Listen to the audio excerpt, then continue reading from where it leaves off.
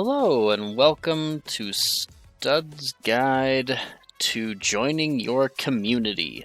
So today we're going to be talking about going through whatever video game you like. Obviously we're looking at our fighting games and trying to find the community that you can join if you're really liking the game and figure out how to get better and people that you can play who maybe you're close to and locals and stuff now that we're finally being able to start doing that again. I feel like it's time to make this video.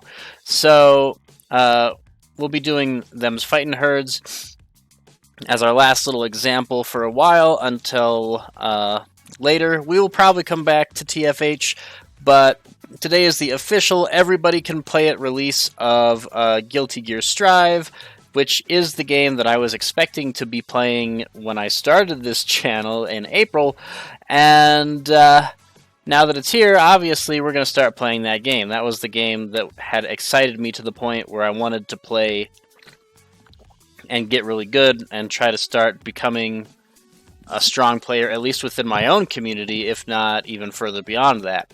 So, since that's kind of the plan, obviously I can't do that unless I start actually getting more involved with my community. So, for Them's Fightin' Herds, you'll see that we've got, let's see if we bounce over to it, let's look at that, a Discord. So, one of the best tools that you're going to have is your Discord.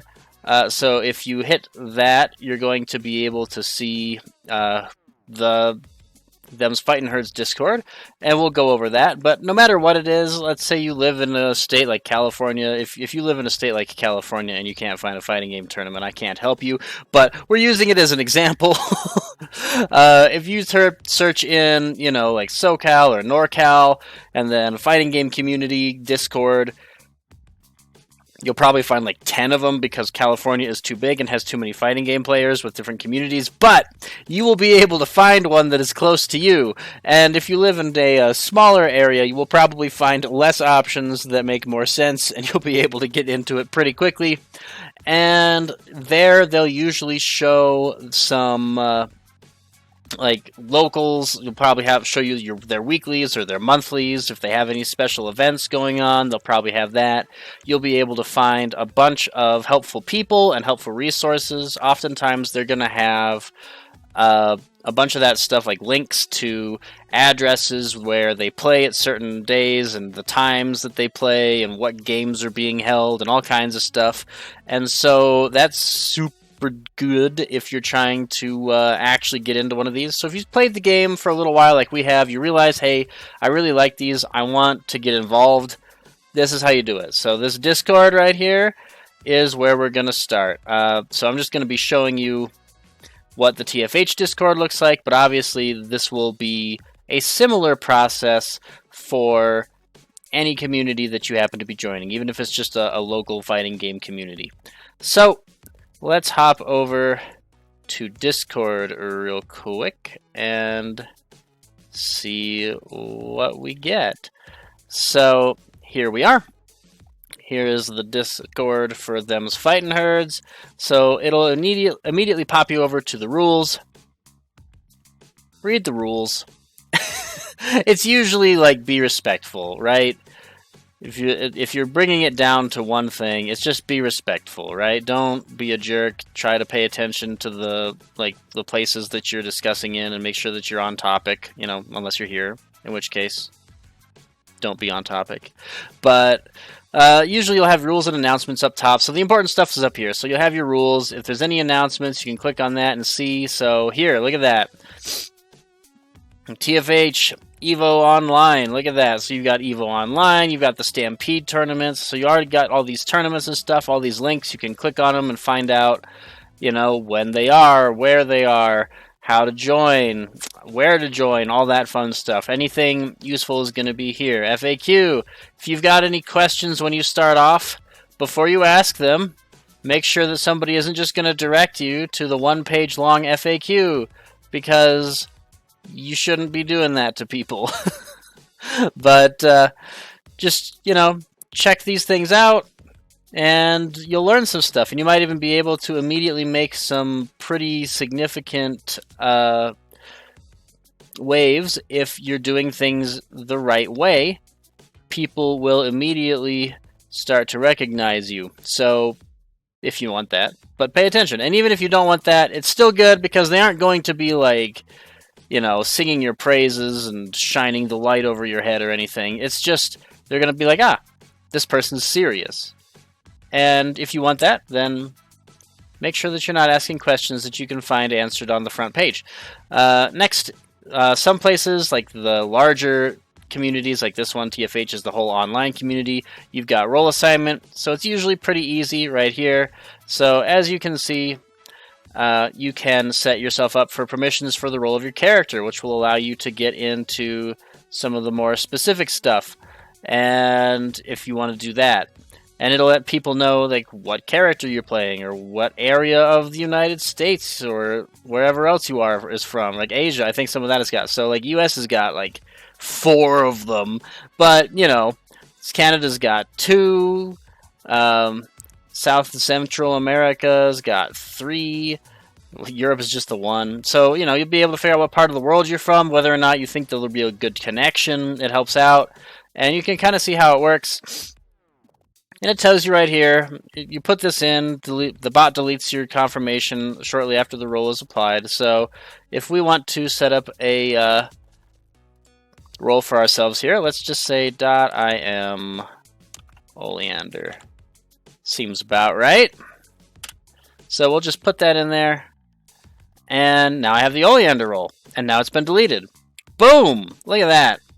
So now if I go into another area and I'm looking for matchmaking perhaps, which is right here, now people will be able to look at me real quick and say, hey, does this person have any tags on them? So that way I'll know, are they from the United States like me, or are they halfway across the world? Are they? And some of these things are super important. So let's go back to that real quick, actually.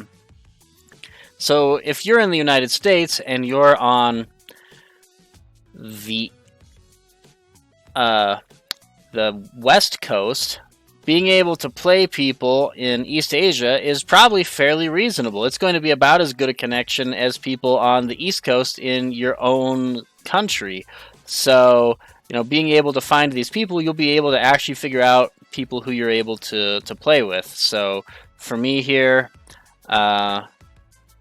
we're in one of the Mimi regions, but it's gonna be U.S. Midwest. So I don't know that I'm going to put that in right now because I'm not sure that I'm looking for matchmaking or that I care all that much at the moment, but you can do that. You can click on these different colored circles if you have a preferred pronoun. There's a lot of cool stuff you can do. Then obviously there's the actual events and tournaments section. So this is going to be for all the stuff that isn't super official. So these are the official announcements and the big tournaments being hosted by like Main 6 and that kind of stuff. And these are going to be, looks like it's still mostly Main 6 stuff here, isn't it? But these are going to be all the tournaments, and they will host, or they will show these, obviously, but these aren't all being hosted by these people. They're just big tournaments that these people are shouting out, and that's awesome. So they're going to be able to give you a good idea of what's going on around here. And then you can kind of just decide what you want to do. You want to go into the discussion, you can do that. You want to find some matchmaking, here you are. Figure out if there's somebody around. Just fights, that's all there is to it. You can kind of come up with them, right?